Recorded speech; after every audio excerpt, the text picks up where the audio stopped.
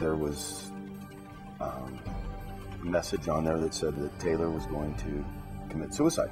And that was the last time her friends would see her or talk to her. This will be the last time you'll see me. I'll be dead the next time you read this. There was a URL that when you clicked on it, you were sent to a child pornography site. Taylor Fair and her family didn't even know about the suicide note on her MySpace profile until one of her friends notified a school counselor. I was just pretty scared at first. It's still hard for Taylor to talk about. Just because I thought someone was going to do something to me or my family. I didn't know what was going on, and I was scared for my daughter.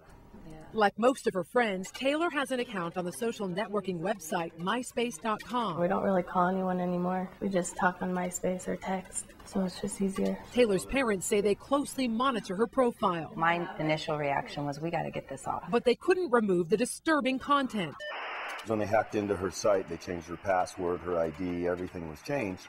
They've spent months trying to get MySpace to close the altered account. We followed the steps, but still 6 months later, nothing's changed. The site is still up and it still says the same message that was there in November. I think it is cyberbullying in most of the cases. Sharon Zell says internet harassment is rampant and the consequences for the young victims can be much worse than anxiety or depression. So devastating to them emotionally that they feel like they have nothing else left, and there have been suicide cases. There are tons of other places where they can get online. Zell teaches a class through Douglas County's Parent University, specifically on the site myspace.com. The parents, a lot of them don't have any idea the extent of how widespread MySpace and these things are. Think your kids aren't online?